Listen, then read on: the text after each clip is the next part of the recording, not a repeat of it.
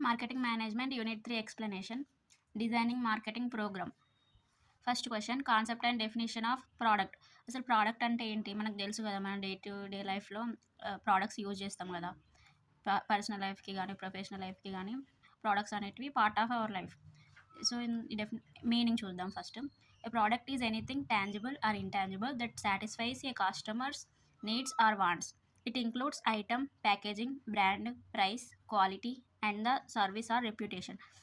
అక్కడ ఏమంటున్నాడంటే ప్రోడక్ట్ అనేది combination of tangible and intangible. Tangible అంటే మనం ఐస్ తోటి చూడగలిగేది, టచ్ చేయగలిగేది. ఇంటాంజిబుల్ అంటే కనబడేది. టాంజిబుల్కి ఎగ్జాంపుల్స్ ఏమొస్తాయంటే, ఇప్పుడు ఒక ప్రోడక్ట్ యొక్క కలర్ చూడగలుగుతాం, దాని స్టైల్, అవి. అదే ఇంటాంజిబుల్ అంటే రెప్యుటేషన్, ఒక బ్రాండ్ నేమ్ ఉంటుంది కదా, బ్రాండ్ నేమ్ మనం చూడగలుగుతామా, అట్లా. అది concept of product. Definitions.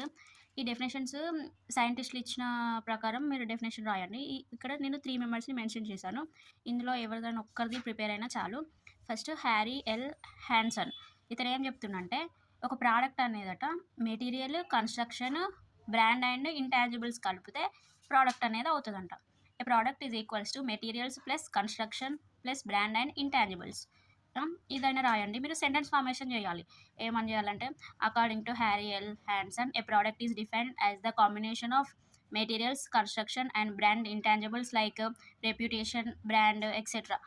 Like that you have to frame the sentences and give examples according to the meaning.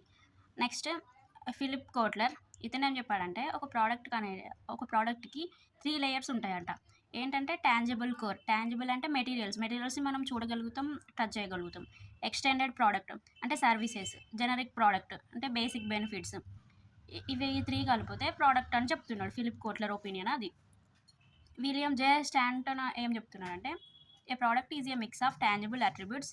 Tangible attributes ఏమొస్తున్నాయి, packaging, colour, price and intangible services that give prestige and fulfilling buyers wants. ఈ definition కూడా అర్థమైంది అనుకుంటున్నా. Same meaning of concept of product లాగానే ఇతడు చెప్పింది. Tangible, intangible properties కలిపితే ఒక ప్రోడక్ట్ అనేది ప్రిపేర్ అవుతుందంట. అది ఎగ్జాంపుల్ ఇక్కడ స్మార్ట్ ఫోన్ తీసుకున్నా, ఇంకా వేరే ఏవైనా స్మార్ట్ ఫోన్, ట్యాబ్లెట్, కంప్యూటర్, అవి. దానికి హార్డ్వేర్ అని, ఇప్పుడు స్మార్ట్ ఫోన్కి హార్డ్వేర్ ఉంటుంది కదా, హార్డ్వేర్ అనేది టాంజిబుల్ అంటే మనం టచ్ చేయగలుగుతాం. బ్రాండ్ నేమ్ అనేది ఇంటాంజిబుల్ సర్వీస్ అంటే మనం చూడలేము, జస్ట్ పేరు వింటాం కానీ చూడగలుగుతామా, టచ్ చేయలేము కదా. యాక్సెసరీస్ అంటే ఎక్స్టెండెడ్ ప్రోడక్ట్ అంటే ఆ మొబైల్కి యాక్సెసరీస్ వస్తాయి కదా, చార్జర్ కానీ అలా పౌచ్, అవన్నీ ఎక్స్టెండెడ్ ప్రోడక్ట్స్. ఈ ఎగ్జాంపుల్ మీకు గుర్తుంటే రాయండి, మీకు అర్థం కావడం కోసం ఇది చెప్పాను. సో ఈ డెఫినేషన్స్లో ఏదైనా ఒకటి నేర్చుకోండి. నెక్స్ట్, క్యారెక్టరిస్టిక్స్ ఆఫ్ ప్రోడక్ట్ యొక్క క్యారెక్టరిస్టిక్స్ ఏంటి? ఎక్స్ప్లిసిట్ ప్రోడక్ట్స్, ఇంప్లిసిట్ ప్రోడక్ట్స్ అంటారు. ఎక్స్ప్లిసిట్స్ అంటే విజిబుల్, షార్ట్ ఫామ్లో విజిబుల్ అని రాసిన, అంటే డైరెక్ట్లీ అబ్జర్వబుల్, మనం డైరెక్ట్గా అబ్జర్వ్ చేయొచ్చు అన్నట్టు, సేమ్ టాంజిబుల్ లెక్క. ఇంప్లిసిట్ అంటే ఇంటాంజిబుల్ అంటే మనం చూడలేం కాబట్టి, perception, symbolism, story, evaluation, communication, అవన్నీ ఇంప్లిసిట్ అంటే హిడెన్ అన్నట్టు, పైన కనిపించవు కానీ దానివల్ల ఎంతో కొంత యూజ్ ఉంటుంది అన్నట్టు. ఏంటంటే ఇక్కడ ఎక్స్ప్లిసిట్కి ఏమో ఎగ్జాంపుల్స్, సపోజ్ ఇప్పుడు ఒక బిస్కెట్ ప్యాక్ తీసుకుంటే దాని డిజైన్, దాని మీద లోగో ఉంటుంది కదా, కలరు, సమ్ పిక్చర్స్ ఉంటాయి కదా, ఆ ప్రోడక్ట్ యొక్క ఇన్ఫర్మేషన్ అంతా టేబుల్లో లేబెలింగ్ అంటారు దాన్ని, టేబుల్లో ఉంటుంది అది. ఇక్కడ ఎగ్జాంపుల్ ఇంప్లిసిట్కి లగ్జరీ వాచ్ సిగ్నిఫై స్టేటస్. ఇప్పుడు ఒక బ్రాండెడ్ వాచ్ పెట్టుకుంటే వాళ్ళు రిచ్ అని ఫీల్ కావాలని అలా కొంచెం పర్చేజ్ చేసి మెయింటైన్ చేస్తారు కదా, అది ఇంప్లిసిట్ కిందకి వస్తుంది. Second question, what is branding, significance or decisions involved in branding a product. అది ఫస్ట్ డెఫినేషన్ చూద్దాం. Definition of brand. A brand is defined as a name, term, sign, symbol or combination of these that identifies the maker or seller of the product. ఇప్పుడు brand అంటే ఏంటంటే, ఈ ఒక ప్రోడక్ట్కి name కానీ, అంటే ఒక ప్రోడక్ట్ కాదు, బ్రాండ్ అంటే ఒక నేమ్ కానీ, ఒక సింబల్ కానీ, ఇలా లోగో అంటారు కదా, ఆ లోగోస్ అవి ఎందుకు యూజ్ చేస్తారంటే, ఈ పర్టికులర్ ప్రోడక్ట్ ఈతనే ప్రిపేర్ చేశారు, ఈ కంపెనీయే ప్రిపేర్ చేసింది, కాపీరైట్ అంటే అది వాళ్ళకు ఒక్కరికే సొంతం అని తెలియజేయడానికే ఇది బ్రాండ్ అనేది యూజ్ చేస్తారు. Decisions of branding. Brand positioning, place in the market అంటే ఈ బ్రాండ్ ఇప్పుడు సపోజ్ ఇప్పుడు ప్రోడక్ట్స్ అయితే Avasa female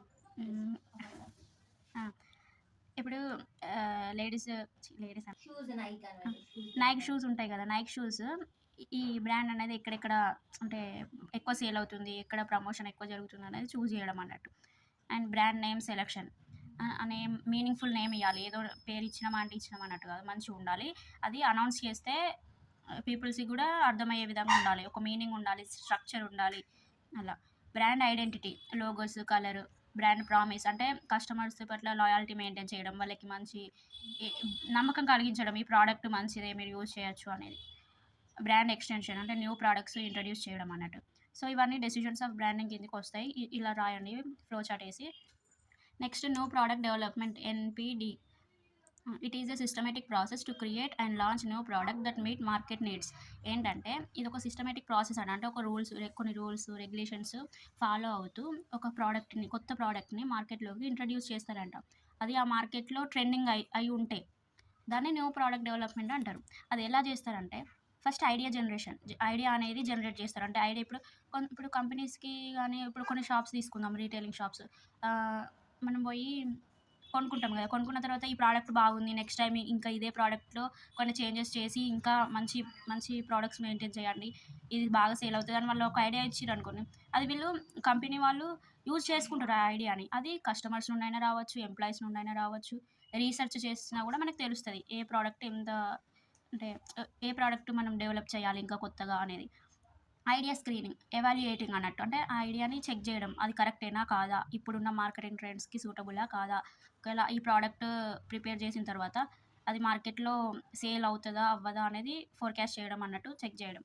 concept testing, develop product concept and test them with market, same అలానే ట్రెండింగ్లో ఉందా లేదా అనేది చెక్ చేసుకోవడం. బిజినెస్ అనాలిసిస్ అంటే కంపెనీ యొక్క ఫైనాన్షియల్ పొజిషన్ని చెక్ చేయడం, అంటే ఈ ప్రోడక్ట్ వల్ల లాస్ వస్తుందా ప్రాఫిట్ వస్తుందా అని. ప్రోడక్ట్ డెవలప్మెంట్ అంటే డిజైన్, మంచి డిజైన్ ఇవ్వడం ఆ ప్రోడక్ట్కి. కలరు, ఫిజికల్ అపియరెన్స్ అనేది బాగా ఉంచడం అన్నట్టు. నెక్స్ట్ మార్కెట్ టెస్టింగ్ అంటే ఇప్పుడు ఒక మన ఏంటంటే ఇప్పుడు మెడికల్ సైన్సెస్లో ఏం చేస్తారు, ఒక ఇంజెక్షన్ని కనుగొన్నప్పుడు ఫస్ట్ కొన్ని ఎనిమల్స్ మీద యూజ్ చేసి దాన్ని రిలీజ్ చేస్తారు కదా. అలానే మార్కెట్ టెస్టింగ్ అంటే కొంతమంది పీపుల్స్లో, ఇప్పుడు కొంతమంది మార్కెటింగ్ చేయడానికి వస్తారు, కొన్ని సోప్స్ కానీ ఆయిల్స్ కానీ తీసుకొచ్చి ఇది వాడండి మీకు రిజల్ట్ వస్తే మార్కెటింగ్ చేస్తామని చెప్తారు కదా. అలా అంటే కొంతమందికి మధ్యలో కొన్ని పీపుల్స్ మధ్య టెస్ట్ చేయడాన్ని మార్కెట్ టెస్టింగ్ ఇక్కడ అంటారు.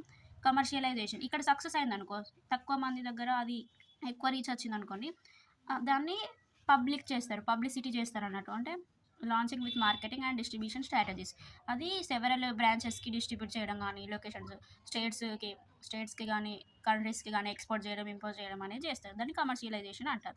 సో దీన్ని న్యూ ప్రోడక్ట్ డెవలప్మెంట్ ప్రాసెస్ అని అంటారు. మీరు డయాగ్రామ్ ఇలా వేసినా ఏం కాదు, మీకు ఏమైనా ఐడియా ఉంటే అలా అయినా వేయండి, కానీ డయాగ్రామ్ అయితే వేయండి, మంచిగా మార్క్స్ పడతాయి. Next question, product life cycle PLC and its stages. The product life cycle PLC describes the stages of a product goes through from introduction to decline. ఏంటంటే ప్రోడక్ట్ లైఫ్ సైకిల్ అనేది starting, ఇప్పుడు ఒక ప్రోడక్ట్ని మనం introduce చేస్తాం కదా, introduce చేసినప్పటి నుండి అది లాస్ వచ్చే వరకు మధ్యలో ఏమేమి చేంజెస్ జరుగుతాయి అనేది ప్రోడక్ట్ లైఫ్ సైకిల్. అంటే ఆ ప్రోడక్ట్ యొక్క లైఫ్ ఎప్పటి వరకు ఉంటుంది, ఎంతవరకు అది మార్కెట్లో ఉండగలుగుతుంది అనేది. ఇక్కడ ఈ గ్రాఫ్ ప్రోడక్ట్ లైఫ్ సైకిల్ అనేది ఈ గ్రాఫ్ వేయండి. ఫస్ట్ ఇది ఇలా తీసుకోండి, ఎక్స్ యాక్సిస్ వై యాక్సిస్, కింద ఏమో మైనస్ అంటే ఇది ఇక్కడ డిక్రీజింగ్ ఏరియా, ఇక్కడ ఇంక్రీజింగ్ ఏరియా, ఇది సేల్స్ అండ్ ప్రాఫిట్, ఇది టైం అన్నట్టు, ఎంత టైంకి ఎంత వస్తుంది అనేది. ఫస్ట్ ఇక్కడ స్టార్టింగ్ స్టేజ్ కాబట్టి ఇది ఇంట్రొడక్షన్ స్టేజ్ అన్నాడు, ఇక్కడ లాస్ ఉంటుంది. ఇలా ఇంక్రీజ్ అయిన కొద్దీ గ్రోత్ స్టేజ్, ఇప్పుడు ఇక్కడ గ్రోత్ వస్తుంది. నెక్స్ట్ ప్రాఫిట్, ఇంట్రొడక్షన్ అంటే స్టార్టింగ్, గ్రోత్ అంటే స్టార్టింగ్ కంటే కొంచెం ఎక్కువ, అలా. ప్రాఫిట్ అంటే లాస్, అంటే మనం ఎంత ఖర్చు పెట్టినామో దానికంటే ఎక్కువ వచ్చినప్పుడు దాన్ని ప్రాఫిట్ అని చెప్తాం. ఇక్కడ డిక్లైన్ స్టేజ్ అంటే టైం, ఇప్పుడు ఎప్పుడో మ్యానుఫ్యాక్చర్ చేసిన స్టాక్ ఇప్పుడు సేల్ అవ్వదు కదా, అప్పుడు లాస్ వస్తుంది కదా, దాన్ని డిక్లైన్ స్టేజ్ అంటారు.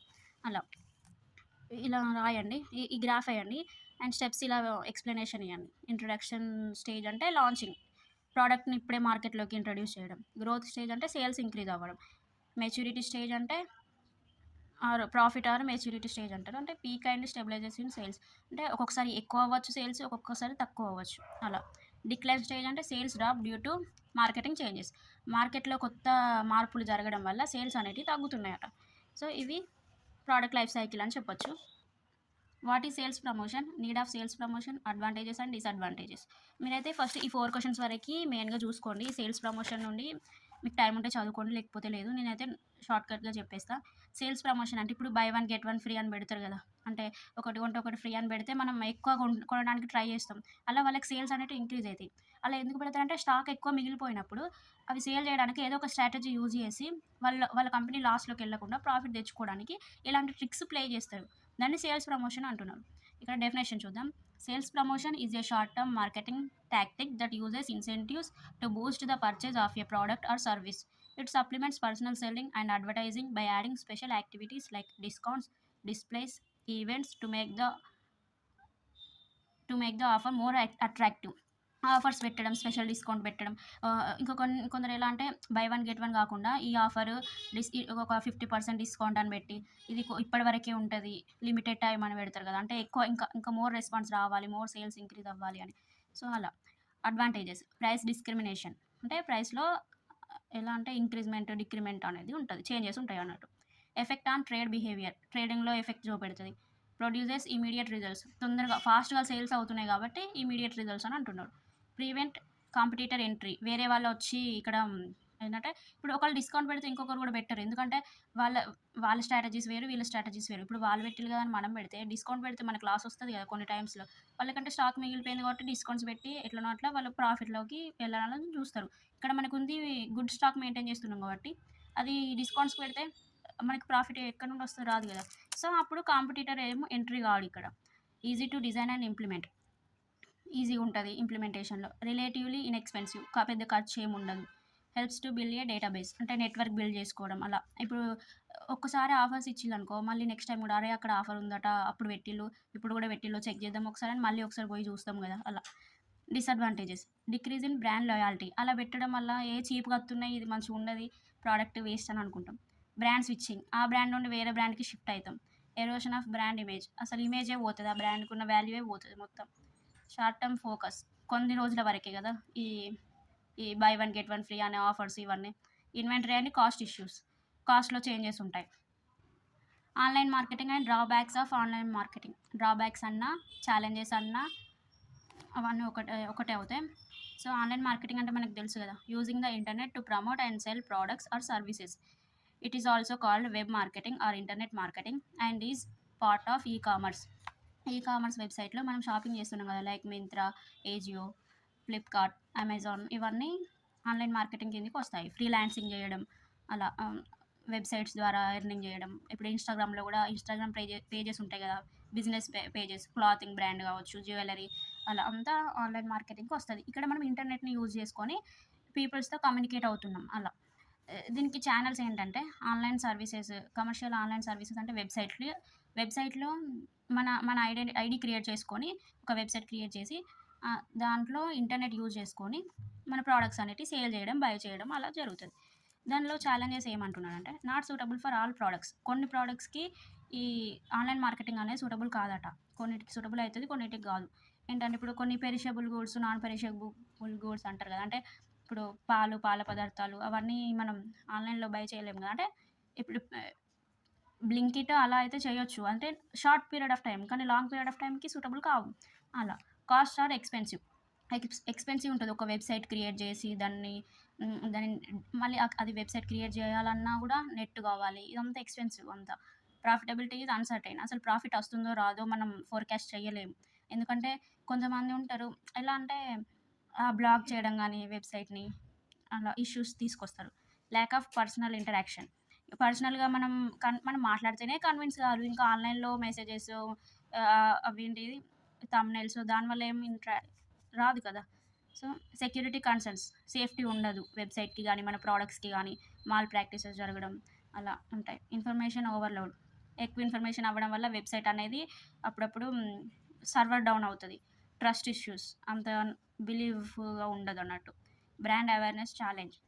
బ్రాండ్ అవేర్‌నెస్ ఛాలెంజెస్ ఎక్కువుంటాయి. అంటే మా బ్రాండ్ మంచిది, మా బ్రాండ్ మంచిదని అందరూ కాంపిటీటర్స్ ఎక్కువుంటారు. Need for continuous learning. ఒక ఆన్‌లైన్ బిజినెస్ మెయింటైన్ చేయాలంటే నీకు ఎంతో తెలివుంటే తప్ప నువ్వు ఆన్‌లైన్‌లో చేయలేవు. నార్మల్‌గా అంటే మనం ఏం మాట్లాడినా నడుస్తది. ఆన్‌లైన్‌లో అంత కాదు కదా! కంటెంట్ క్రియేట్ చేయడం అంత ఈజీ కాదు కదా! సో, అలా.